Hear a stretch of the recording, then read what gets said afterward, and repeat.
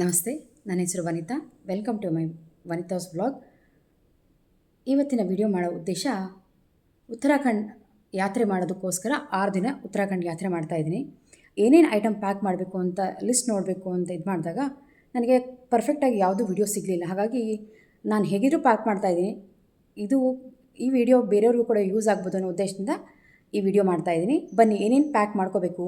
ಉತ್ತರಾಖಂಡ್ ಅಂದರೆ ಹಿಮಾಲಯದ ಹತ್ತಿರದಲ್ಲಿ ಹೋಗ್ತಾ ಇದ್ದೀವಿ. ಅಲ್ಲಿ ವಾತಾವರಣ ಒಂದೇ ರೀತಿ ಇರೋದಿಲ್ಲ.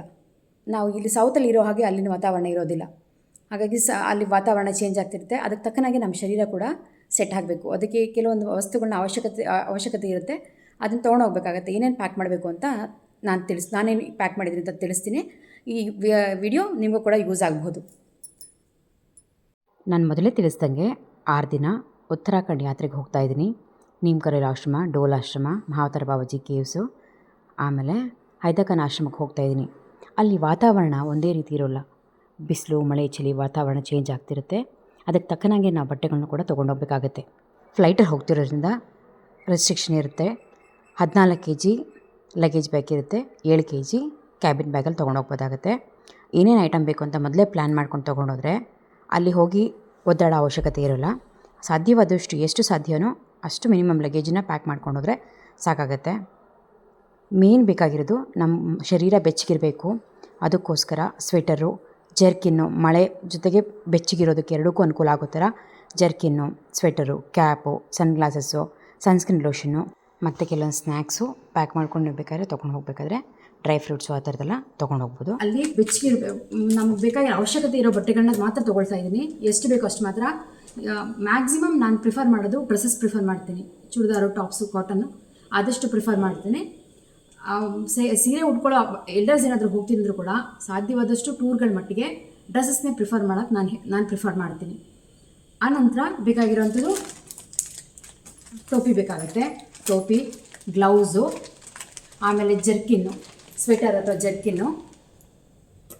ನೆಕ್ಸ್ಟು ಜರ್ಕಿನ್ನು ಜೊತೆಗೆ ಒಳಗಡೆ ಬೆಚ್ಚಗಿರುತ್ತೆ, ಹೊರಗಡೆ ಮಳೆ ಇದ್ರೂ ಕೂಡ ಈ ಪ್ರೊಟೆಕ್ಷನ್ಗೆ ಯೂಸ್ ಆಗುತ್ತೆ. ವಿತ್ ಕ್ಯಾಪ್ ಇರೋವಂಥದ್ದೇ ಪ್ರಿಫರ್ ಮಾಡ್ತೀನಿ. ನಂತರ ಟೋಪಿಗಳು ಬೇಕು ಅಂದರೆ ಟೋಪಿ, ನೈಟ್ಗೆ ಚೇಂಜ್ ಮಾಡೋದಕ್ಕೋಸ್ಕರ ಡ್ರೆಸ್ಸಸ್ಸು. ಅದಾದ ನಂತರ ಅಲ್ಲಿ ಒಂದು ಶಕ್ತಿಪೀಠಕ್ಕೆ ಹೋಗ್ತಾ ಇದ್ವಿ. ನೈನಿತಾಲಲ್ಲಿ ನೈನಾದೇವಿ ಆಶ್ರಮ ದೇವಸ್ಥಾನಕ್ಕೆ ಹೋಗ್ತಾ ಇದ್ವಿ. ಅಲ್ಲಿ ಅಮ್ಮನವ್ರಿಗೋಸ್ಕರ ಕೊಡೋದಕ್ಕೋಸ್ಕರ ಸೀರೆ, ಮಡ್ಲಕ್ಕಿ ತೊಗೊಂಡಿದ್ದೀನಿ. ಅಲ್ಲಿ ಏನು ಕೊಟ್ಟರು ಈಸ್ಕೊಳ್ತಾರೆ. ಕಾಶಿಗೆ ಹೋದಾಗ ನೋಡಿದಾಗ ನಾನೊಂದು ಅಭ್ಯಾಸ ಮಾಡ್ಕೊಂಡಿದ್ದೀನಿ. ಏನಪ್ಪ ಅಂದರೆ ಏನಾದರೂ ಶಕ್ತಿಪೀಠಕ್ಕೆ ಹೋಗಬೇಕು ಅಂದಾಗ ಶಕ್ತಿಪೀಠಕ್ಕೆ ಅಮ್ಮನವ್ರಿಗೆ ಅಲ್ಲಿ ಯಾವ ಅನ್ನೋರು ಇರ್ತಾರೆ ಅವ್ರಿಗೆ ಮಡ್ಲಕ್ಕಿ ಕೊಡೋ ಅಂತ ಒಂದು ಅಭ್ಯಾಸ ನಾನು ಇಟ್ಕೊಂಡಿದ್ದೀನಿ. ಮೊದಲನೇ ಸರಿ ಹೋಗ್ತೀನಲ್ಲ, ಹಾಗಾಗಿ ಮಡ್ಲಕ್ಕಿ ತೊಗೊಂಡು ಹೋಗ್ತಿದ್ದೀನಿ. ಇದೆಲ್ಲ ನೀಟಾಗಿ ಪ್ಯಾಕ್ ಮಾಡ್ಕೊಂಡು ಕವರ್ನಲ್ಲಿ ಹಾಕೊಂಡು ಎತ್ಕೊಂಡು ಹೋಗೋದು. ಮತ್ತು ರೈನ್ ಕೋಟ್ ಬೇಕಾಗತ್ತೆ. ಮಳೆ ಬಂದರೆ ಇದನ್ನು ಕಂಪ್ಲೀಟಾಗಿ ಹಾಕ್ಕೊಂಡು ಹೋದರೆ 1 ಟೈಮ್ ಯೂಸ್ ಮಾಡ್ಕೊಳ್ಳೋದು ಚೆನ್ನಾಗಿದೆ. ಜೊತೆಗೆ ಕ್ವಾಲಿಟಿ ಚೆನ್ನಾಗಿರೋದ್ರಿಂದ ಆಮೇಲೆ ಕೂಡ ಯೂಸ್ ಆಗ್ಬೋದು ಅನ್ನೋ ಉದ್ದೇಶದಿಂದ ಒಂದು ರೈನ್ ಕೋಟನ್ನು ತರಿಸ್ಕೊಂಡಿದ್ದೀನಿ. ಎಮರ್ಜೆನ್ಸಿಗೆ ಇರಲಿ, ಇದನ್ನು ಬ್ಯಾಗಲ್ಲಿ ಇಟ್ಕೊಂಡೋದ್ರೆ ಮಳೆ ಏನಾದರೂ ಬಂದಾಗ ಬಳಸ್ಕೋಬೋದು.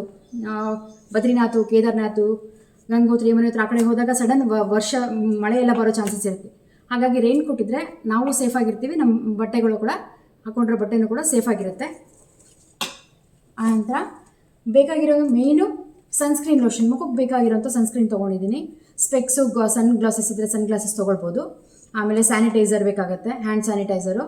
ವಿವಾಶ್ ತೊಗೊಳ್ತಾ ಇದ್ದೀನಿ. ವಿವಾಶ್ ಅಕಸ್ಮಾತ್ ಏನಾದರೂ ಹೊರಗಡೆ ಪಬ್ಲಿಕಲ್ಲಿ ಟಾಯ್ಲೆಟ್ ಏನಾದರೂ ಯೂಸ್ ಮಾಡಿದಾಗ ಇನ್ಫೆಕ್ಷನ್ ಆಗೋ ಚಾನ್ಸಸ್ ಇರುತ್ತೆ. ಹಾಗಾಗಿ ವಿವಾಶ್ ಯೂಸ್ ಮಾಡಿಕೊಂಡ್ರೆ ಒಳ್ಳೆಯದು ಅನ್ನೋ ಉದ್ದೇಶದಿಂದ ತೊಗೊಳ್ತಿದ್ದೀನಿ. ಇದು ಹ್ಯಾಂಡ್ ಸ್ಯಾನಿಟೈಸರ್ ಒಂದು ಸ್ಮಾಲ್ ಇಟ್ಕೊಂಡಿದ್ದೀನಿ. ಆನಂತರ ನಿಮಗೆ ಬೇಕಾಗಿರೋ ಚಾರ್ಜರು, ನಿಮಗೆ ಐಟಮ್ಸ್ ಏನಾದರೂ ಬೇಕಾಗಿರೋಂಥ ಕಾಸ್ಮೆಟಿಕ್ಸು, ಕ್ಲಿಪ್ಸು, ಹೇರ್ ಪಿನ್ಸು ಬೇಕಾಗಿರೋಂಥ ಆದಷ್ಟು ಒಡವೆಗಳನ್ನ ಆರ್ಟಿಫಿಷಿಯಲ್ ಚಿನ್ನದ ಒಡವೆಗಳು ಏನೇ ಇದ್ದರೂ ಕೂಡ ಆದಷ್ಟು ಬಿಚ್ಚಿ ಆರ್ಟಿಫಿಷಿಯಲ್ ಅಥವಾ ಈಸಿಯಾಗಿ ನೀವು ಮೇಂಟೈನ್ ಮಾಡೋವಂಥ ಒಡವೆಗಳು ಇದ್ದರೆ ಮಾತ್ರ ಕ್ಯಾರಿ ಮಾಡ್ಕೊಳ್ಳಿ. ಪರವಾಗಿಲ್ಲ, ಹೊರಗಡೆ ಹೋಗ್ತಿರೋದ್ರಿಂದ ಚಿನ್ನ ಮಂಗಲಿಚರ ಆದಷ್ಟು ತೆಗೆದಿಟ್ಟು ಹೋದರೆ ನಮಗೂ ಒಳ್ಳೆಯದು, ನಮ್ಮ ಸೇಫ್ಟಿ ಕೂಡ ಚೆನ್ನಾಗಿರುತ್ತೆ. ಆನಂತರ ಕೊಡೆ ಬೇಕಾಗುತ್ತೆ. ಕೊಡೆ, ಆಮೇಲೆ ಅಲ್ಲಿ ಬೆಟ್ಟ ಎಲ್ಲ ಹತ್ತಬೇಕು ಅಂದರೆ ಶೂಸ್ ಚೆನ್ನಾಗಿರಬೇಕು. ಒಳ್ಳೆ ಶೂಸು, ಕಂಫರ್ಟಬಲ್ ಆಗಿರೋವಂಥ ಒಂದು ಶೂಸ್ ಎತ್ತಿಟ್ಕೊಳ್ಳಿ. ಶೂಸ್ ಮಾತ್ರ ಬೇಕೇ ಬೇಕಾಗುತ್ತೆ. ಮತ್ತು 1 ಪೇರ್ ಚಪ್ಪಲ್ ನೀವು ಅಲ್ಲಿ ಬಳಸೋದಿದ್ರೆ.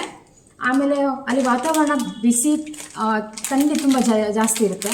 ಆ ಥಂಡಿ ವಾತಾವರಣದಲ್ಲಿ ಈ ಥರ ಥರ್ಮಲ್ಸ್ ಯೂಸ್ ಮಾಡಿದ್ರೆ ಬಾಡಿ ಬೆಚ್ಚಗಿಡೋದಕ್ಕೆ ಹೆಲ್ಪ್ ಆಗುತ್ತೆ ಅಂತ ಇದನ್ನು ತೊಗೊಂಡಿದ್ದೀನಿ, ತರಿಸಿದ್ದೀನಿ. ಸುಮಾರು ರಿವ್ಯೂಸ್ ನೋಡಿದೆ, ಇದು ಚೆನ್ನಾಗಿದೆ ವಾರ್ಮರ್ ಅಂತ. ಒಳಗಡೆ ಪೌಚ್ ಥರ ಇರುತ್ತೆ. ಈ ಪೌಚ್ನ ಓಪನ್ ಮಾಡಿ 1 ಟೈಮ್ ಯೂಸ್ ಶೇಕ್ ಮಾಡಿಬಿಟ್ಟು ಬಾಡಿ ಇಲ್ಲಿ ಕೊಟ್ಟಿದ್ದಾರೆ. ಬಾಡಿ ಶಾಲಲ್ಲಿ, ಕ್ಯಾಪಲ್ಲಿ, ಸ್ವೆಟ್ರಲ್ಲಿ, ಈ ಥರ ಪ್ಯಾಂಟಲ್ಲೆಲ್ಲ ಹಿಡ್ಕೊಂಡ್ರೆ ಶರೀರ ಬೆಚ್ಚಗಿರುತ್ತೆ ಅನ್ನೋ ಉದ್ದೇಶದಿಂದ ಈ ವಾರ್ಮರ್ ಒಂದು ತೊಗೊಳ್ತಾ ಇದ್ದೀನಿ.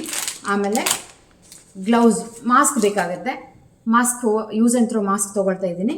ಸ್ಯಾನಿಟೈಸರ್, ನ್ಯಾಪ್ಕಿನ್ಸು, ಸ್ಮಾಲ್ ಒಂದು, ಬಿಗ್ ಒಂದು ತೊಗೊಳ್ತಾ ಇದ್ದೀನಿ. ಇದನ್ನು ಬ್ಯಾಗಲ್ಲಿ, ಲಗೇಜ್ ಬ್ಯಾಗಲ್ಲಿ ಹಾಕ್ತೀನಿ. ಇದನ್ನು ಸ್ಮಾಲ್ ಹ್ಯಾಂಡ್ ಟವಲ್ ಬ್ಯಾಗಲ್ಲಿ ಯೂಸ್ ಮಾಡ್ಕೊಳ್ಳೋಣ ಅಂತ ನಾನು ಈ ಥರ ಒಂದು ಬ್ಯಾಕ್ ಪ್ಯಾಕ್ ತೊಗೊಳ್ತೀನಿ. ಬ್ಯಾಕ್ ಪ್ಯಾಕಲ್ಲಿ ಇದೆಲ್ಲ ಐಟಮ್ಸ್ ಹೋಗುತ್ತೆ. ಜೊತೆಗೆ ಇದು ಮೊಬೈಲ್ದು ಕವರ್, ಇದು ತುಂಬ ಯೂಸ್ ಆಗುತ್ತೆ.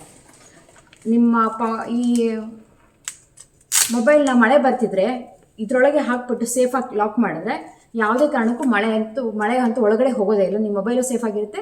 ನೀವು ಫೋಟೋಸ್ ಏನಾದ್ರು ತೊಗೊಳ್ಬೇಕು ಅಂದರೂ ಸಹಿತ ಇದರಿಂದನೇ ಆಪ್ರೇಟ್ ಮಾಡ್ಕೊಂಡು ತೊಗೋಬೋದು. ಇದಂತೂ ತುಂಬ ಯೂಸ್ ಆಗುವಂಥದ್ದು. ಆನಂತರ ಥರ್ಮಸ್ ಫ್ಲಾಸ್ಕ್, ಒಂದು ಬಾಟಲ್ ಫ್ಲಾಸ್ಕ್ ತೊಗೊಳ್ತಾ ಇದ್ದೀನಿ.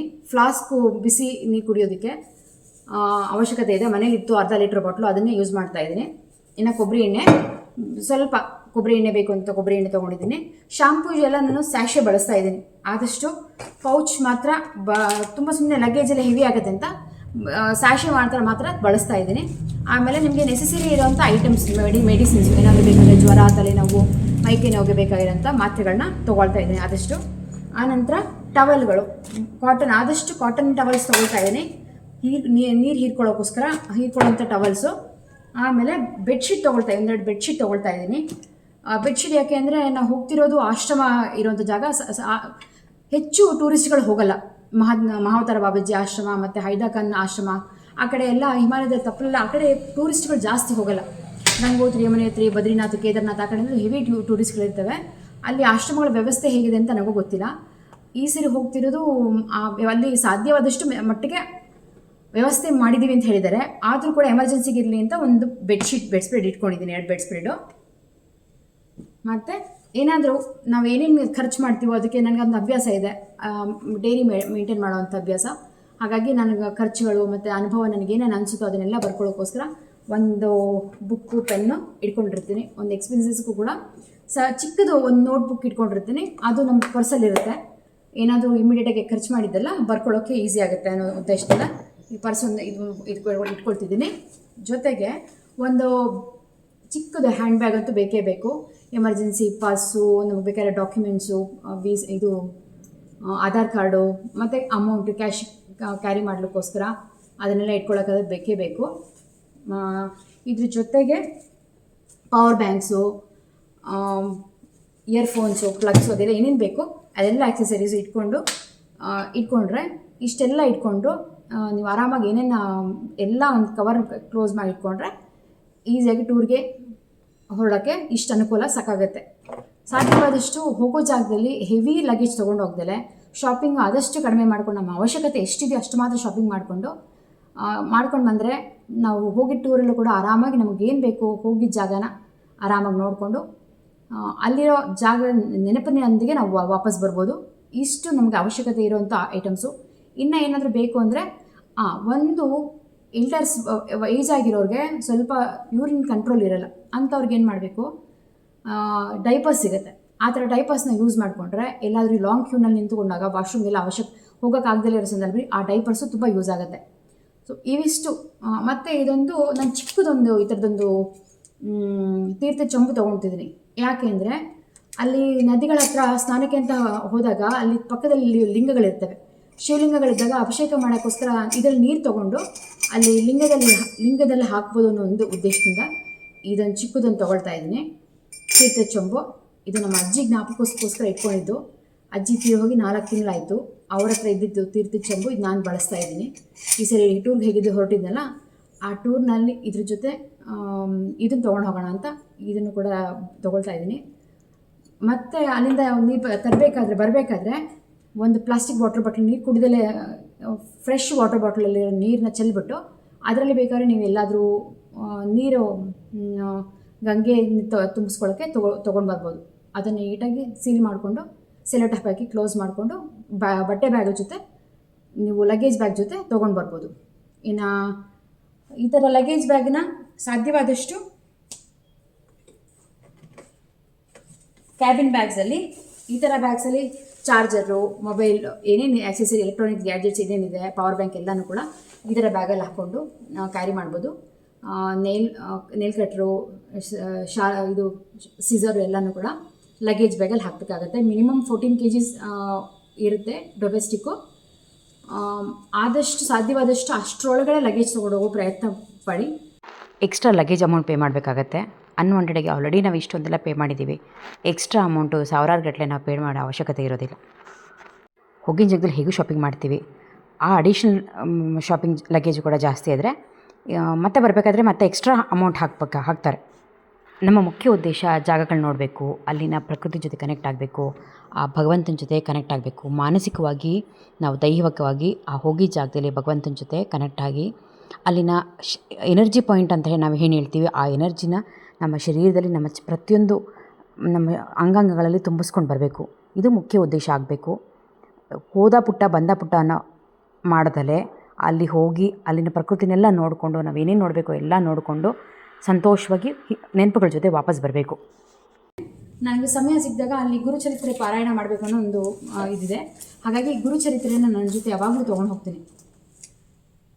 ಇದನ್ನು ಎಲ್ಲಿ ಸಾಧ್ಯವಾಗುತ್ತೋ ಸಮಯ ಸಿಕ್ಕಿದಾಗ, ಏನಾದರೂ ಕ್ಯೂನಲ್ಲಿ ನಿಂತಿದ್ದಾಗ, ಏನಾದರೂ ಮಾಡಿದಾಗ ಗುರುಚರಿತ್ರೆ ಓದೋದಾಗಲಿ ಅಥವಾ ಬಸ್ಸಲ್ಲಿ ಟ್ರಾವೆಲ್ ಮಾಡಬೇಕಾದ್ರೆ ಗುರುಚರಿತ್ರೆನ ಪಾರಾಯಣ ಮಾಡಬೇಕು ಅನ್ನೋ ಉದ್ದೇಶದಿಂದ ಇದನ್ನೊಂದು ಇಟ್ಕೊಂಡಿದ್ದೀನಿ ಅಷ್ಟೇ. ಇನ್ನೇನಾದರೂ ಮತ್ತು ಚಿಕ್ಕ ಚಿಕ್ಕ ಪೌಚ್, ಈ ಥರ ಪೌಚ್ ಪರ್ಸಲ್ಲಿ ನೀವು ಬೇಕಾಗಿರೋಂಥ ಕ್ಯಾಶು, ಆಧಾರ್ ಕಾರ್ಡು ಎಲ್ಲನೂ ಒಂದು ಕಡೆ ಹಾಕ್ಕೊಂಡು ನಿಮ್ಮ ಜೊತೆ ಕ್ಯಾರಿ ಮಾಡ್ಬೋದು. ಇಷ್ಟು ಉತ್ತರಾಖಂಡ್ ಯಾತ್ರೆಗೆ ಬೇಕಾಗಿರೋವಂಥದ್ದು ಮೇಯ್ನು. ಬೇಕಾಗಿರೋ ಐಟಮ್ಸ್ ಎಲ್ಲ ಜೋಡಿಸ್ಕೊಂಡಿದ್ದೀನಿ. ಇನ್ನು ಪ್ಯಾಕಿಂಗ್ ಮಾಡ್ಕೊಂಡು ಹೊರಡೋದಷ್ಟೇ ಬಾಕಿ. ನನಗೆ ತಿಳಿದ ಮಟ್ಟಿಗೆ ನಾನು ಏನೇನು ಪ್ಯಾಕ್ ಮಾಡ್ಕೊಂಡಿದ್ದೀನಿ ಪ್ರತಿಯೊಂದು ಕೂಡ ತೋರಿಸ್ತಾ ಇದ್ದೀನಿ. ಸ್ನ್ಯಾಕ್ಸು ತೊಗೊಳ್ಳಿದ್ದು ಹೇಳಿದರೆ ಸ್ನ್ಯಾಕ್ಸು, ORS ಪೌಡರ್ಸು, ಯಾರಿಗಾರು ಸ್ವಲ್ಪ ಗಿಡಿನೆಸ್ ಆ ಥರ ಏನಾದರೂ ಬೇಕು ಅಂದರೆ ಕೆಲವೊಂದು ಚಾಕ್ಲೇಟ್ಸು, ಪೆಪರ್ಮೆಂಟ್ಸು ಅದೆಲ್ಲ ಪ್ಯಾಕ್ ಮಾಡ್ಕೊಂಡು ಅಂತ ಹೇಳಿದ್ದಾರೆ. ಆದಷ್ಟು ಹೋಮ್ ಮೇಡ್ ಸ್ನ್ಯಾಕ್ಸು, ಹುರಿದಿರೋ ಕಡಲೆಕಾಯಿ ಬೀಜ, ಬೆಲ್ಲ, ಕೊಬ್ಬರಿ, ಆಮೇಲೆ ಎಳ್ಳುಂಡೆ, ಚಿಕ್ಕಿನುಂಡೆ, ಅದೆಲ್ಲ ಆ ಥರದ್ದೆಲ್ಲ ಪ್ಯಾಕ್ ಮಾಡಿಕೊಂಡ್ರೆ ತಿನ್ನೋಗೋದು ಚೆನ್ನಾಗಿರುತ್ತೆ. ಮತ್ತು ಡ್ರೈ ಫ್ರೂಟ್ಸು ಪ್ಯಾಕ್ ಮಾಡ್ಕೊಂಡು ಹೋದರೆ ಅನುಕೂಲ ಇರುತ್ತೆ. ORS ಪ್ಯಾಕೆಟ್ಸು, ಫ್ಲ್ಯಾಕ್ಸ್ ಸೀಡ್ಸು ಈ ಥರದ್ದೆಲ್ಲ ಫ್ರೈ ಮಾಡ್ಕೊಂಡು ಇಟ್ಕೊಂಡ್ರೆ ಚೆನ್ನಾಗಿರುತ್ತೆ ಅಂತ ಹೇಳಿದ್ದಾರೆ. ಇದು ನಿಮಗೆ ಅನುಕೂಲ ಆಗ್ಬೋದು ಅಂತ ಅಂದ್ಕೊಳ್ತೀನಿ ಪ್ಯಾಕಿಂಗ್ ಮಾಡೋದಕ್ಕೆ. ನೆಕ್ಸ್ಟ್ ವ್ಲಾಗ್ಸ್ ಬಗ್ಗೆ, ಇನ್ನು ಎಲ್ಲೆಲ್ಲಿ ಹೋಗ್ತೀನಲ್ಲ ಆ ಅಪ್ಡೇಟ್ ಬಗ್ಗೆ ನನಗೆ ಎಷ್ಟು ಸಾಧ್ಯವೋ ಅಷ್ಟು ಮೊಬೈಲ್ನಲ್ಲಿ ತೊಗೊಂಡು ಕ್ಯಾಪ್ಚರ್ ಮಾಡಿಕೊಂಡು ನಿಮಗೂ ಕೂಡ ತಿಳಿಸ್ಕೊಡೋ ಒಂದು ಪ್ರಯತ್ನ ಮಾಡ್ತಾಯಿದ್ದೀನಿ. ಈ ವ್ಲಾಗ್ ನಿಮ್ಗೆ ಇಷ್ಟ ಆದರೆ, ಅನುಕೂಲ ಆದರೆ, ಯಾರಾದರೂ ನಿಮ್ಮ ಫ್ರೆಂಡ್ಸ್ಗೆ ಹೋಗೋರಿದ್ದರೆ ದಯವಿಟ್ಟು ಇದನ್ನು ಶೇರ್ ಮಾಡಿ. Thank you.